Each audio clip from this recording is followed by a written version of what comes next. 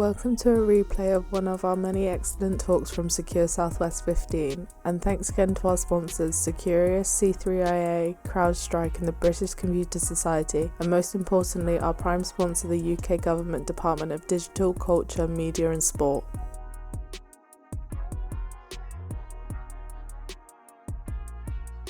So I'm delighted now to hand the lectern and presentation microphone to a project that's been really quite important for the cluster. We were signposted through our facilitation partnership with the Cyber First team to Mike, who'd got a really interesting approach to bringing industry and further education together to inspire the next generation of cybersecurity practitioners. So we took on, as a consequence of the cluster, the UKC3 DCMS funding, a pilot project to say, well, if this is a good idea, what does that look like and how would we run it in the Southwest? So Mike and Liam, I think, from South Devon College are going to tell you all about it. Mike? And another frustratingly tall person. The digital world I like, because we're all the same height. I'll leave that there. Amazing. Thank you very much. We're looking for Todd as well. Hi, Todd. Would you like to come and join us? So perhaps you think have Liam, Eddie, and Todd. Go.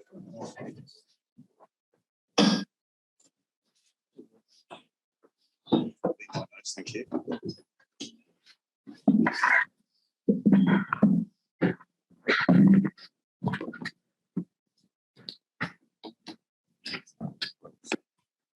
'Waiting for our panel to mic up and then I'll start.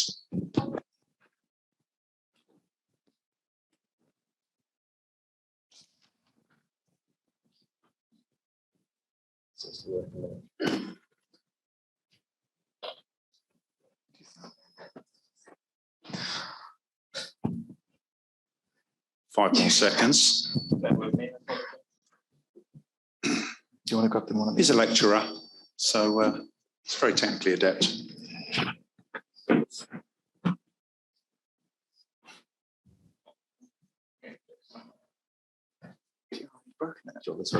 Yeah, just got the one step. Yeah.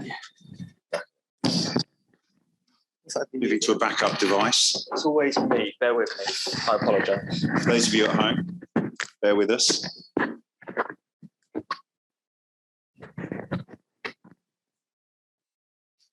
Good morning. Welcome. Thank you very much for giving us a stage this morning. Thanks, Robin. I'm Mike Halliday from Tech Ed Programs, and I put together the Cyber Futures pilot program with the help of Southwest Cyber Cluster. The goal was to see if we could deliver the promise of developing a pipeline of 20 students from within a single FE college, okay, who would then enter a cybersecurity career, either an apprenticeship, a degree apprenticeship, or via university. This pilot has been supported by the SME community within the cybersecurity cluster, and it's fundamentally about delivering technical skills workshops on a weekly basis to students, which has been delivered virtually, so the students have a consistent learning journey delivered by people in industry, people with knowledge, passion and skills that can guide the students and help them understand the opportunities as well. This was a blind pilot. Now, what I mean by that is that South Devon College didn't know they were delivering this until the first week of September, and we launched 2 weeks later. The intention is to build a skills pipeline, okay, to help our FE college partners to engage effectively with industry where they don't have the bandwidth or perhaps experience to do that themselves, and ultimately to give our young people great opportunities and to secure rewarding careers.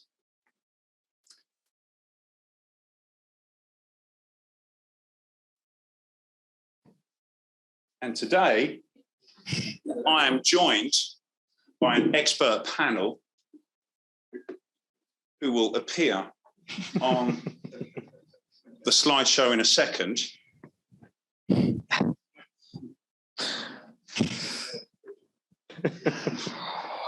And just for the sake of time, you don't need to see their faces yet. They'll come back up later. I'm joined by Liam Bottomley. He is a lecturer at South Devon College. Liam is 22 years old, Liam? 25. He's 25. When you see the picture, you'll know what I mean. But I was probably 22 in the picture. He was 22 in the picture. Liam was a student at South Devon College and was appointed by the college to head up this programme and to manage all the coordination and deliver feedback internally. Liam is joined by a specially selected student who's had a really good experience on this programme, not a random selection at all. Eddie, welcome. And we're also delighted to be joined by Todd Gifford, who's CTO of Optimising IT. Todd's pretty much the happiest man on LinkedIn. I've got your picture up here, Todd. You're smiling. And Todd was one of the partners that stepped up and immediately committed, and then we drew him in even more and asked him to deliver more. Okay. So these are some of the key stakeholders. You're going to hear from them in a minute, but what I want to do firstly is bore you with lots of statistical feedback on how the programme's going.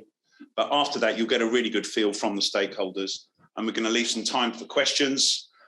So please think about what you'd like to ask the teacher, the student, the industry partner. Great. So in essence, from my experience, having worked in technical education for the last 7 years, I was really hoping that we would have some specific outcomes of any cyber skills program that's running in a school or an FE, but particularly FE for today's topic. We want every college that we work with to be Cyber First Gold, okay, a gold college, and that means they have to deliver a specific amount of cybersecurity engagement to be worthy of that. We want each of our colleges to become top 100 in the Immersive Labs education ranking, top 100 institutions in the world, of which there are many and many. So top 100 is a real accolade. It would be great if 80% of those students all graduated into their next step in a cybersecurity career. 80% for us is an amazing number to go for. And lastly, that during that journey, whatever they're experiencing, they're going to rate that 8 out of 10, 8 or more. So we just use a very basic net promoter score to understand what's the quality of this program in the eyes of the students.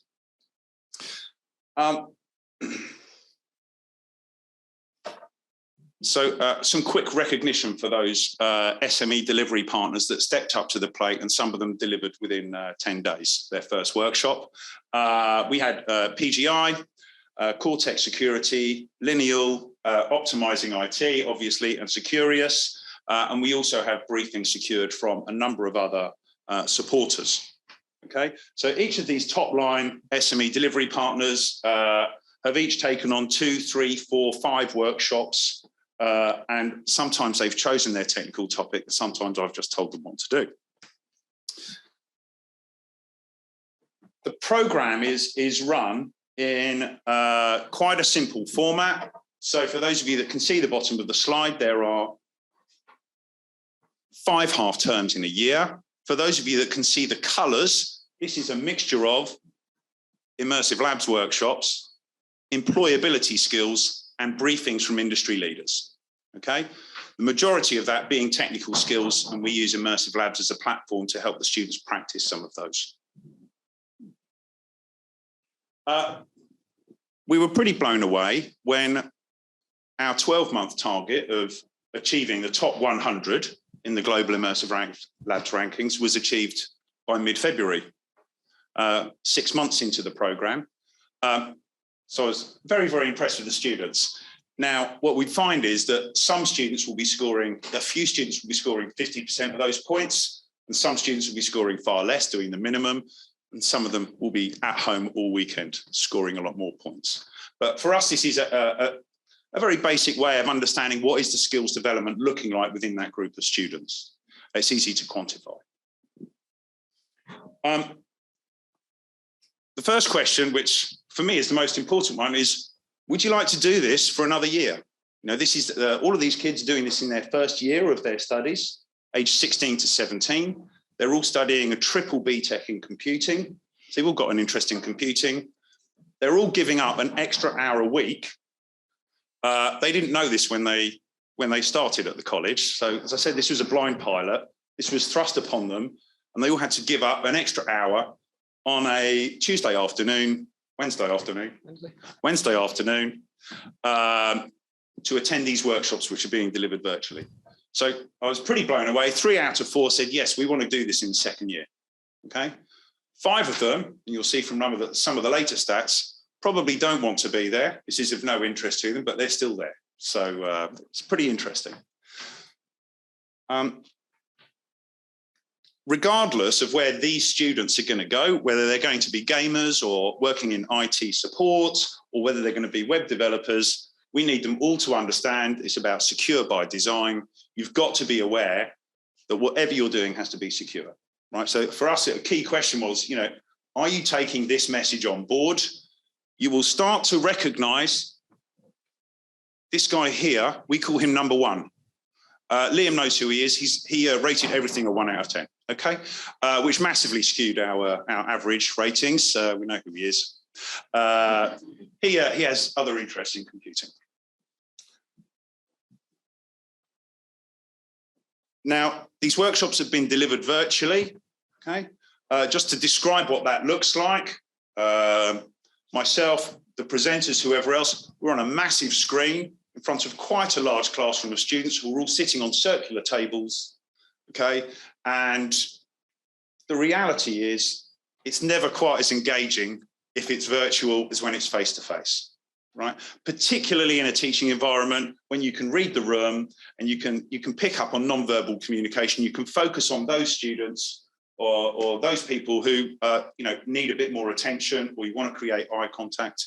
So this wasn't this wasn't the ideal set of stats, but actually, you know, we're very pleased considering it's a virtual environment. What we're most pleased here is that you know, 8 out of the 20 would definitely recommend this to other students. Right? And considering none of them had an interest in cybersecurity before they started the program, we're starting to convert a lot. You know, and there's another 9 of them which are 5 or above.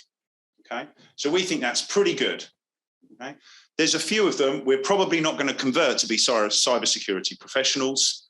They're not going to stay with us into the second year if we're lucky enough to proceed. But as recommendations go, we're very, very pleased with this. I think what we're most pleased with, though, is how many of these students are definitely going to pursue a career in cybersecurity already. So this was done in January. This was in month 5 of the delivery. They'd had 12 workshops, and already we're starting to convert this number of students. So 8 out of 20, that's 40% definitely going into it. You know, and 5 and above, those are our conversion students, right? So we've got another 7 students we want to convert, right? Which means we have to keep plugging away and getting them more interested and giving them more engagement and helping them to think that cybersecurity is the only career they want to be in. Okay? That's what we're trying to do.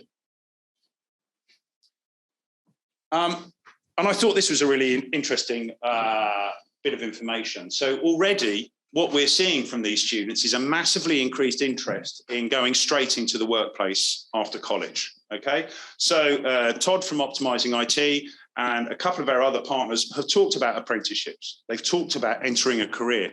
Students wouldn't have been aware of this, and most careers advisors can't spell cybersecurity, right? So they don't know how to signpost a student. They don't know how to qualify or how to eke it out of a young student. Might you be interested in a cybersecurity career? That is an uncomfortable conversation, right? So having these industry partners, you know, endorsing, signposting, saying we want to recruit you, you know, is incredibly important as an influencer in helping these students understand their options and making informed decisions. Okay, so we've got 45% of our students 55% of our students want to go straight into the workplace and 45% going to uni. That is the absolute opposite of what you would normally see at FE College in a STEM study like this, where a vast majority would normally go straight into uni. We've had some comments from students. I wanted to put up, I wanted you to see what all the comments were. In essence, we asked for constructive feedback. Students always want more activities. They would probably rather never listen to anyone. They just want to do stuff, right? But it is very important that they're hearing from these presenters. In every single one of the workshops, they're doing a lab or they're doing a practical activity based upon developing employability skills. We had a couple of issues that there was one quiet speaker. That wasn't you, Todd. One of the students said that the most helpful session was CV development, which I delivered. So I put that comment up there. But interesting insights. Not all 20 gave comments. We got 7 or 8 comments. A couple of them were exactly the same. So here are the photos so that you can see our panelists. We also have Eddie, who's a student. Eddie, unfortunately, didn't make it to the slide deck, although he has been promised an unlimited buffet at lunch and a day off college. So he's kindly offered to come here today. Thanks, Eddie. So I'm going to be asking our panelists some questions, hoping all their mics are working. And I'm going to start with Liam, the lecturer. Liam's been basically our right-hand man on the ground. Okay.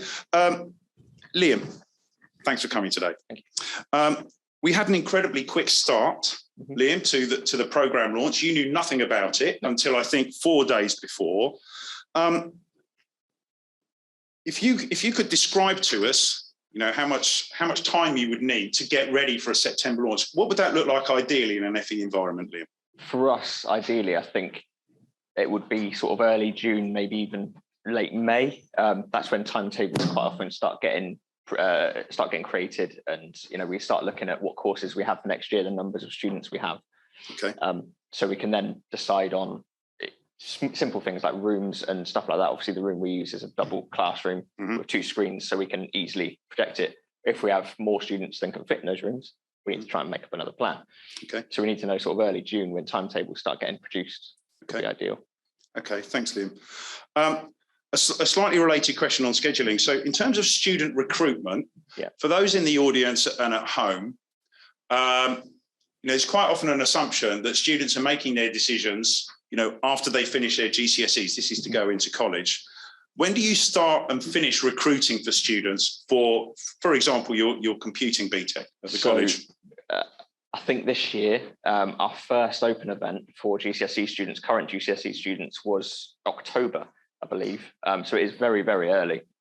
We start doing that, which leads to then suggest if we know we're doing it next year earlier, even than June, then obviously we have more open days that we can promote this course, promote this extra curriculum, I suppose, to the learners, and that's more of a unique selling point. Okay. Okay. Thanks, Liam. Now, I noticed when I've delivered a couple of sessions, Todd's probably noticed as well, that there are actually some quite old people in the room. I mean, old compared to the average student. It turns out they're actually teachers that turn up in their spare time to attend these workshops. Yeah. Can you give us a bit of an idea about, how valued this is, whether this is valued by your colleagues in the teaching faculty as a form of CPD or learning?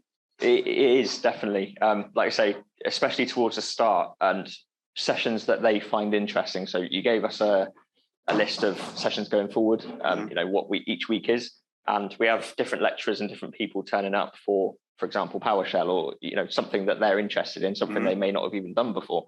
We've all gone for education, we've all been to uni, we're all lecturers, but there's still stuff we haven't done. There's still stuff that people like Todd, for example, say that we don't know, or we've not heard of, or we've not thought about. So other lecturers and other staff members, technicians and people like that as well, do learn from it. And it is good CPD that we listen to people in industry, because we need to keep relevant as teachers. We can't just stay how industry was when we were at university or doing apprenticeships or whatever. We need to stay updated, and speaking to people from industry, it's good practice for us. Thanks, Liam. And just as a point to note, pre-university education has zero budget for any technical CPD. okay? Teachers don't have technical training, all right? At all. No, there's no time off given. You're not allowed. So you have to do it on your spare time if you're that committed. Liam, we run a weekly feedback call with you after every single workshop. Does that make a difference to partner delivery? Yes, I would say definitely. I think it shows from one session to the next. We give feedback, I give feedback to you guys, and it seems like it gets taken on. You know, if I say they need to do more activities, they need to do more talking, more instruction, it gets listened to and it does improve the next session. Yeah, people do sort of learn from that feedback and take it on. Okay. So I think it does make a difference. Thanks, Liam. And lastly, you know, it's 3 out of 4 students have said they want to continue. So you might have 15 students that would like to do this next year. Would you want to continue? I would, yeah. Okay. I think it's brilliant for me and for the students and for, like say, any other staff member in the room. I think it's brilliant. Okay. Of course. Thanks, Liam. All right. I'm moving on to Eddie now. Eddie's the man in the middle. He's the student, the advocate. It's been promised to me that he likes speaking. Okay, so let's check it out. Hi, Eddie. Eddie, why did you choose computing at South Devon College? Well, I've always had the interest in computing, and South Devon College sort of took the appeal a little bit more than other places. And to be fair, they just seemed a bit better, really. Looking at it from when I was just entering like the final stages of GCSEs, South Devon College really was the only one that sort of approached it properly, how I felt it, and actually provided things that I really wanted to do. Okay. So, yeah. Okay, great. What were your first thoughts when you were told that you had to give us an extra hour a week and study cybersecurity, Eddie? Like, what did you really think about that? Yeah, I wasn't thrilled that I'd have to, right at the end, you know, sacrifice another hour. But I was promised we'd been given the right student. But yeah, when we actually did it though, it was quite interesting, and it took the interest very quickly, surprisingly quickly though.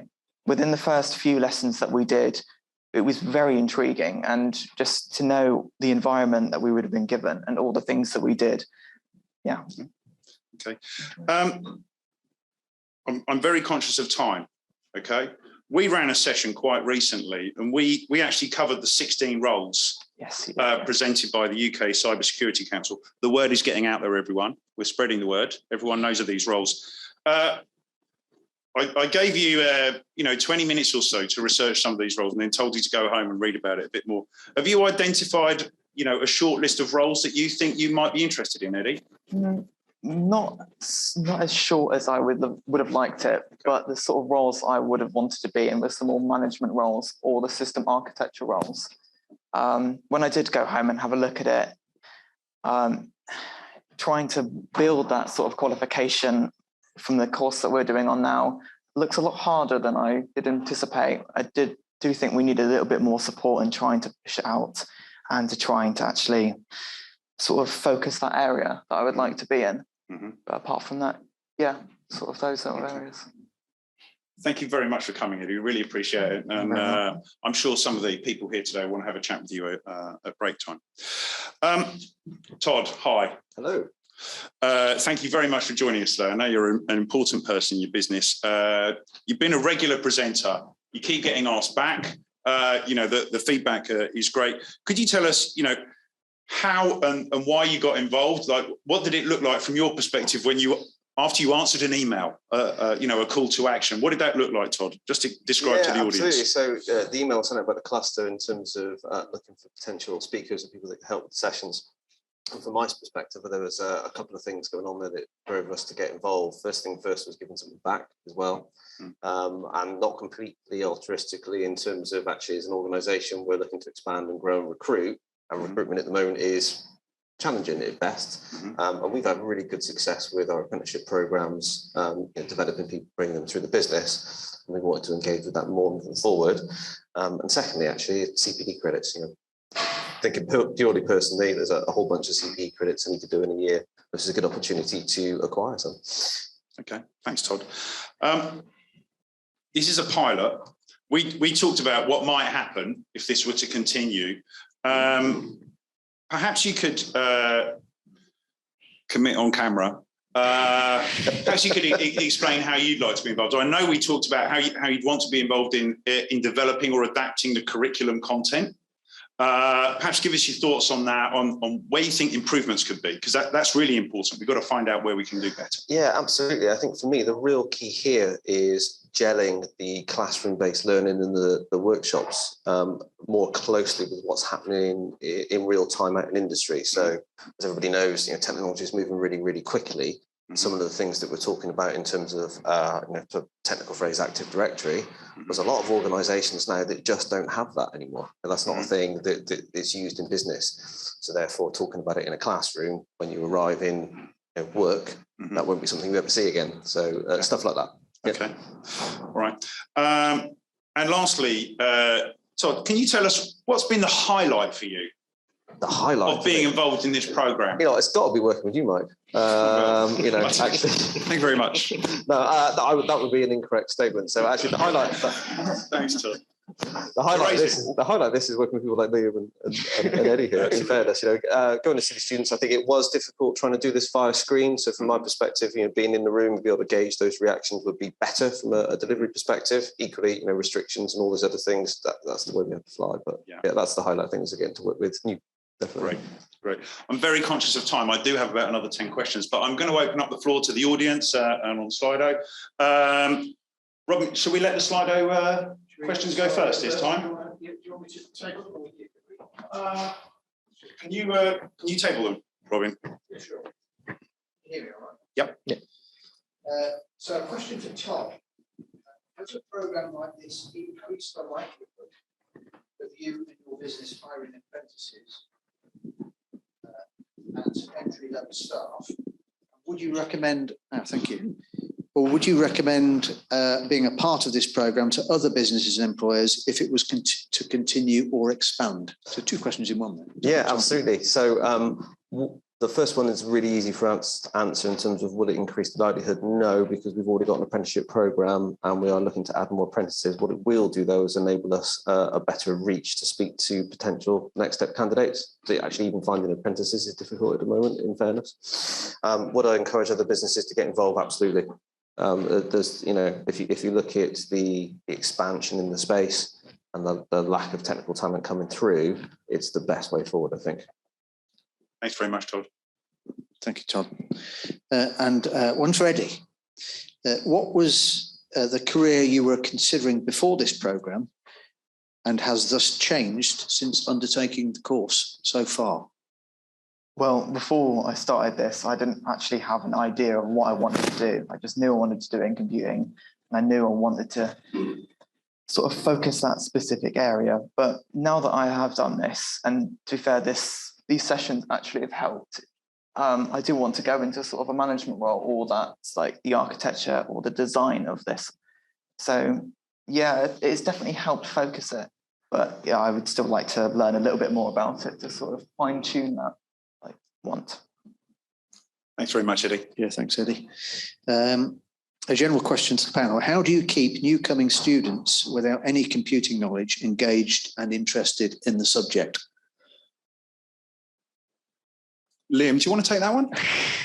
Oh, hospital pass. I tell you what, I'll start with this. So I think what you'll find in FE is that in any classroom, there will be a small proportion of students that are disengaged.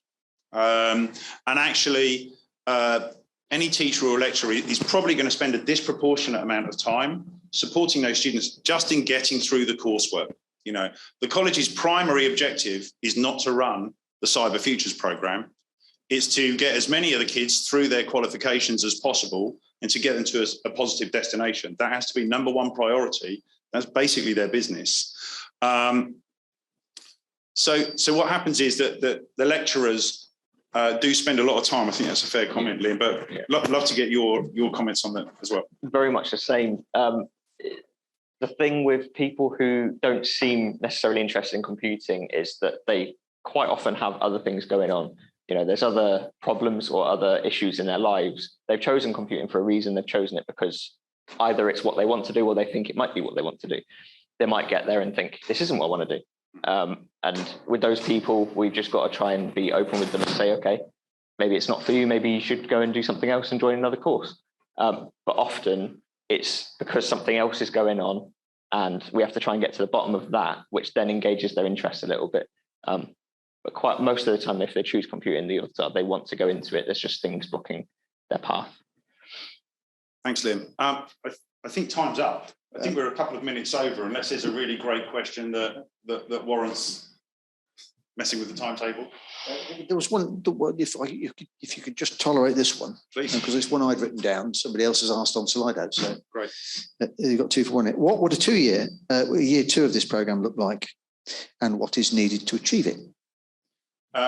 Very good question. So this model format is already running in 3 other colleges, okay, which are already in their year 2. Currently, those year 2 students are doing a mixture of immersive labs and a professional certification. That's not working as well as we expected, so that learning curve is being done somewhere else.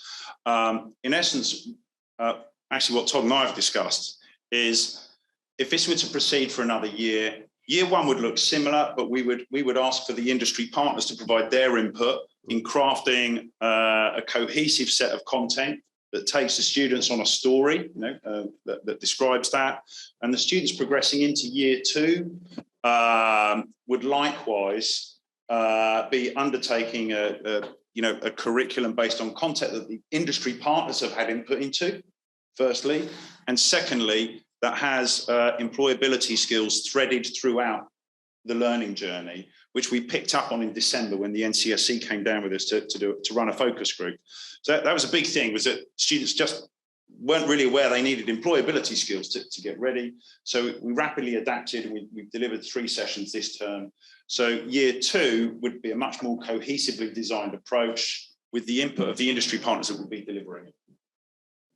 Thank you, Mike. And it's partially answered. The other question that we're on Slido is the adaptation of the course over time to meet the national needs, local and national needs of the business. Yeah. So it's absolutely an inclusive and coherent process. Absolutely. Fabulous. Thank you. Are there any questions from within the room? You've all been largely ignored at question time. Does anybody have a question before we sign off? Hi. Is there something that will work with T-levels? Yeah, T-level. That is an amazing question. In short, okay, there are discussions about adapting this approach to satisfy T-levels, where the colleges are going to find it very hard to find 45-day placements in local cybersecurity businesses. Okay, so we need to be very, very innovative about how we approach that. So I'm already talking to South Devon College and another college about what they would need to look like for them to satisfy the T-level requirements. Great question, young man. Thank you very much. Okay, thank you very much for your time. Apologies for running over, Jeff. We'll get out of your way.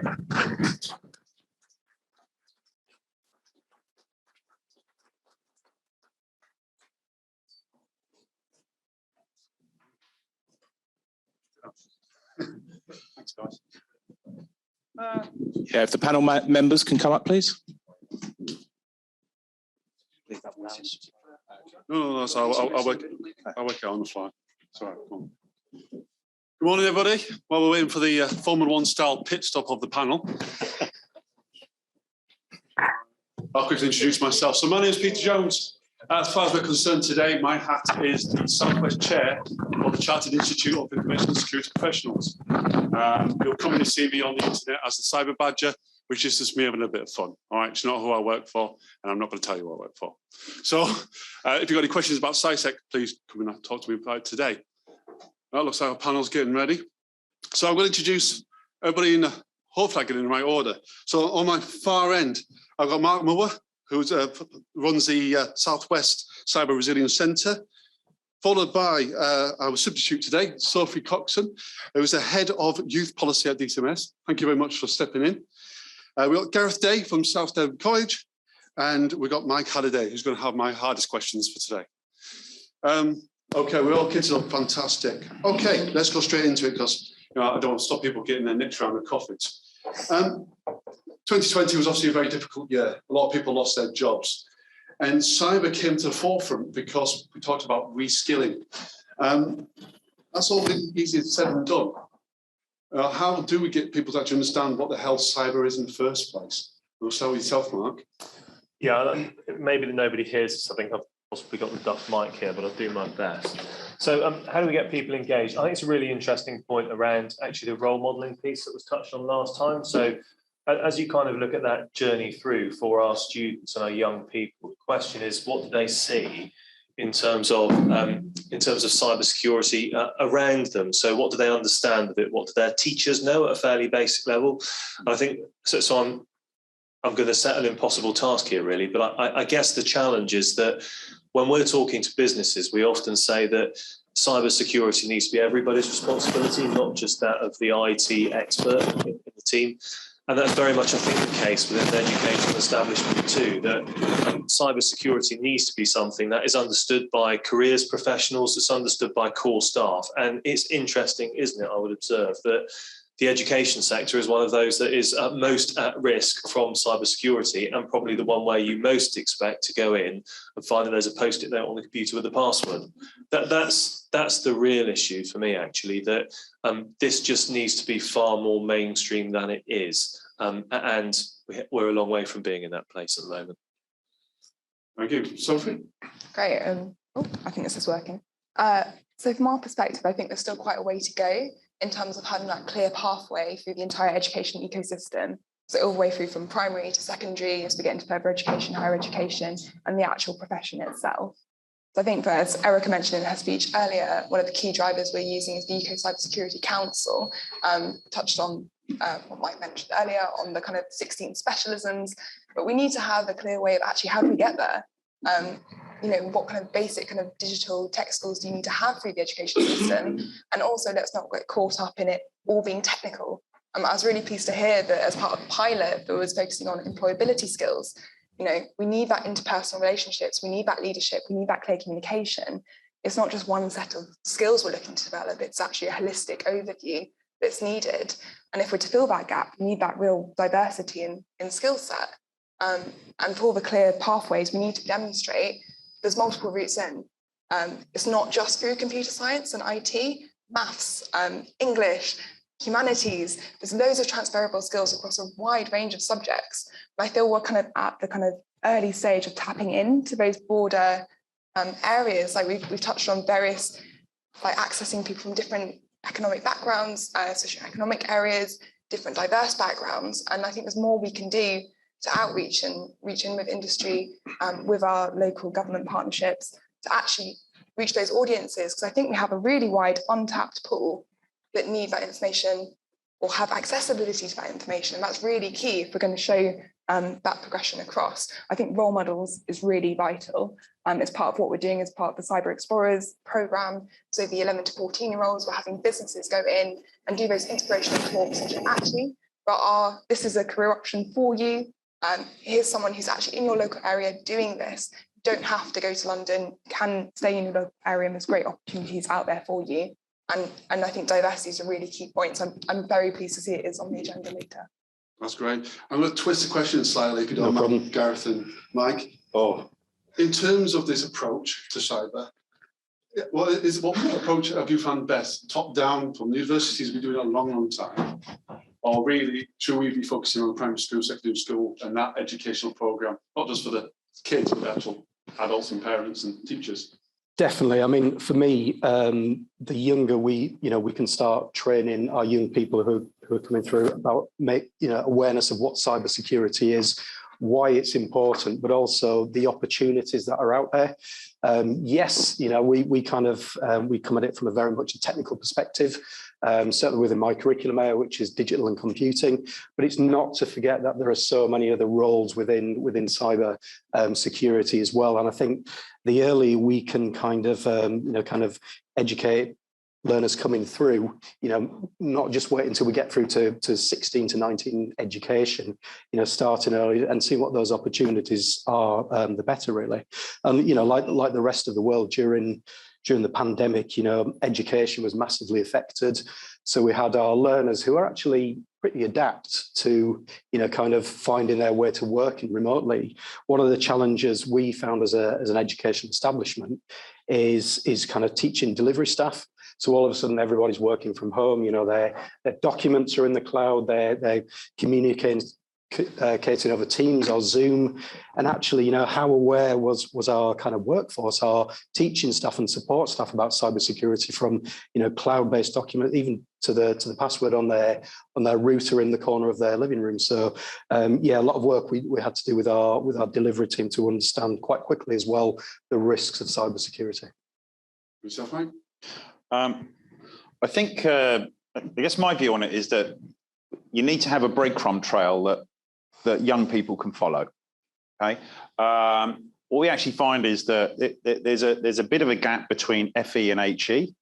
So generally, that engagement relationship, you'll usually meet someone from FE who's just recruiting for the university, right? You don't meet someone who's recruiting for the computing faculty or that cybersecurity degree.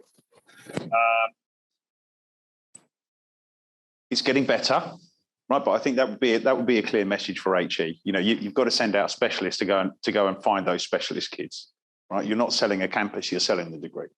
In terms of, you know, I think whatever key stage or age group you're looking at, that age group has to have clear visibility of what that potential pathway is, the next step. And they don't necessarily need to see the next 10 years. They just need to know what's the next decision I'm going to make. And that, for me, that's a sort of tactical task. So Cyber Futures, you know, has to be on the landscape. South Devon College has to be able to talk about it. And, you know, in an ideal world, would be running taster sessions and workshops so that kids are getting a taste. But, you know, once that's established in FE, then you're running cyber clubs in Key Stage 4. You've got cyber explorers feeding into that. So, you know, fundamentally, from a STEM perspective, we need more kids to be taking computing at GCSE again. You know, it's falling off a cliff. I'm sure you've heard this before, but we're at crisis point. These kids need a reason to be choosing those STEM options generally at GCSE, and a reason for that might be then you gain access to the exclusive cyber club that industry is supporting. So for me, that's the sort of gap that TechEd's looking at, and you know, and I think it's important to have that breadcrumb trail ready for kids to follow. So for those who've been around cybersecurity for a while, we all know it's changed its title quite a lot. You know, the early days of computer security, they did information security, they did data security, they did cyber security. Have we basically created a rod for our own back? Because one of the questions I want to say, have we created a stigmatism? Have we created an industry that sounds very, very technical, but then we've forgotten about the auditors, the non-technical people?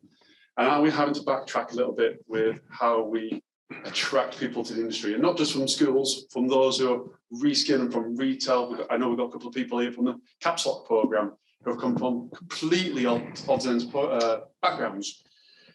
So have we created that barrier, and how do we overcome that? I'm going to go back the other way if I can, Mike. Oh, okay. I think as I attempt to fully understand the new 16 roles, it would be really useful for, you know, 16 is a lot of different roles for a student to choose from, but perhaps, you know, a 14-year-old knowing, you know, what sort of person are you? Do a personality test, understand how that's linked. You know, so cybersecurity is a nice umbrella, but actually, you know, are you an operator? You know, are you an academic?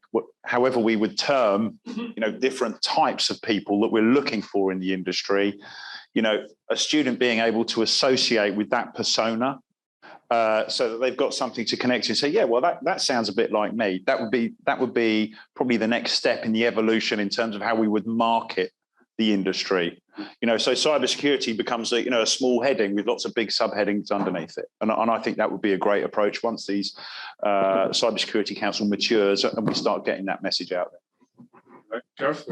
Yeah, I think you're absolutely right. It's, you know, it's kind of the term has evolved over a number of years, and it's got that very much that kind of techie IT feel about it, which of course it is. That is part of it, but it's so much more than that as well. You know, it's understanding what the role of cybersecurity is.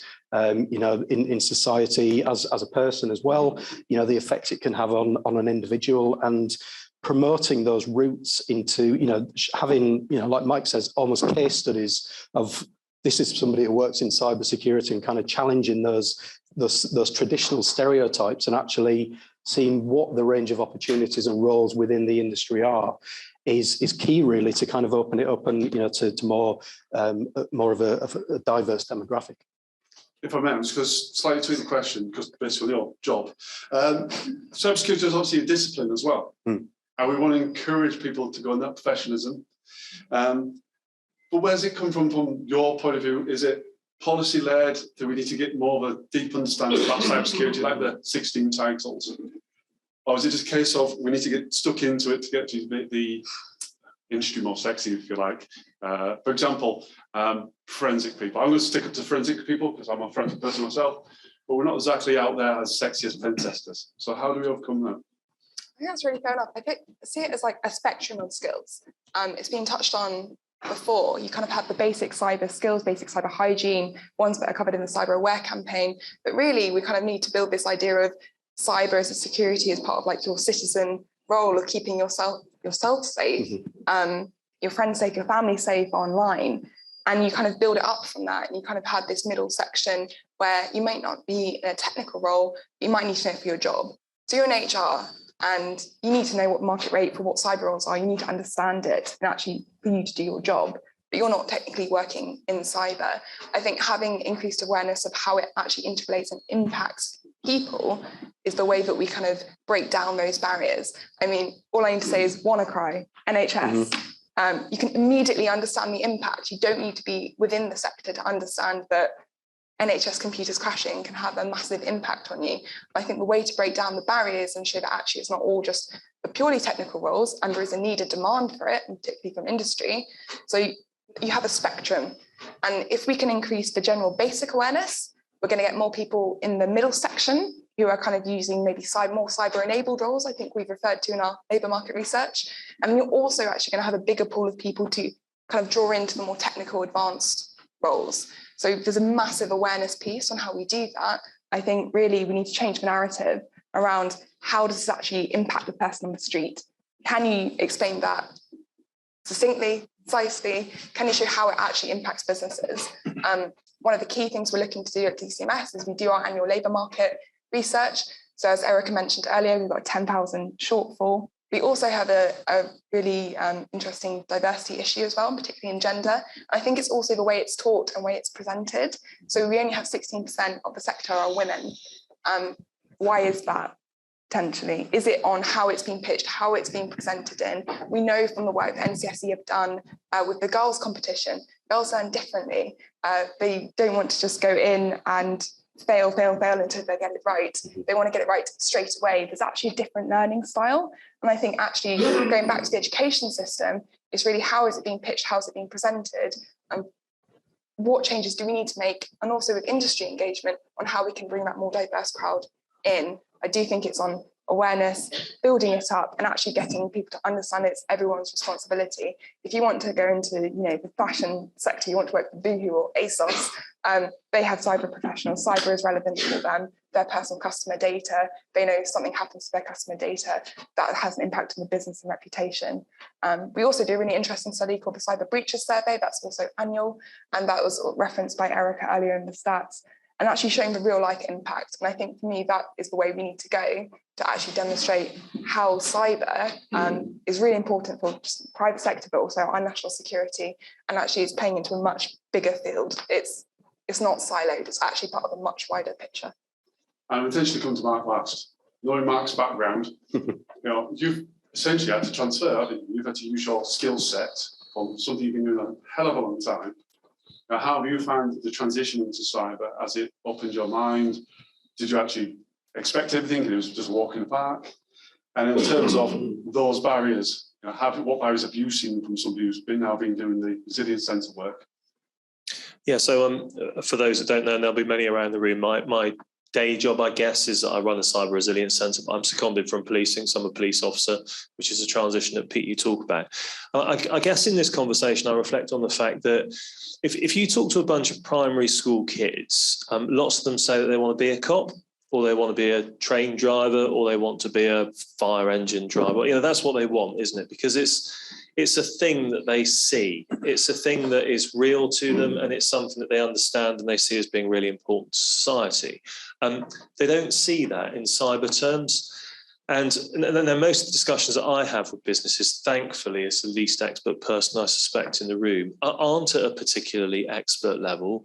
I'm out there constantly talking to small business owners about the fact that, you know, roughly 2/3 of people, statistically speaking, reuse the same password across different sites, and a massive chunk don't know what 2FA is. It's really, really, really simple stuff, but it's not taught through schools. And I think that there's a risk that the cyber community becomes about cyber stuff, and by nature then that's quite specialist.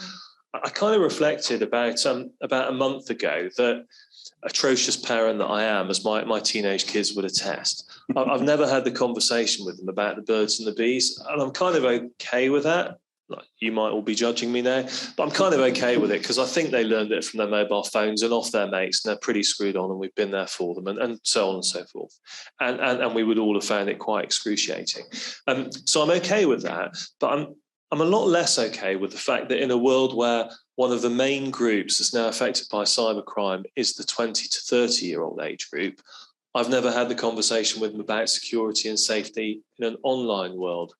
And I said to my son, we probably need to have that chat sometime soon, don't we? And he said, oh, Dad, we had that. So I know talking to strangers on internet rooms. I said, no, it's not that. It's other stuff. And he said, what other stuff is there? And that's the question, isn't it? We've got a whole range of people who don't understand the real basics, not the firewall stuff, not the SIM stuff, not all those complicated technical solutions, which don't understand really basic level life skills about staying safe online.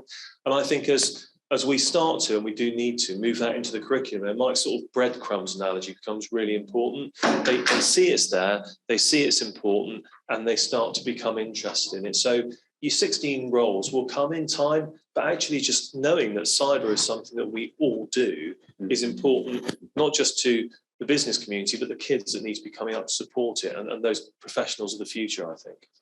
Fantastic. Well, thank you very much, panel. I don't want people getting to their coffee. So we're on a coffee break up to 10 to 11, can sponsored by C3IA. Enjoy. If you've got any questions, please come and grab us in the networking opportunity. I'm sure we're happy to answer any questions in the meantime. Thank you.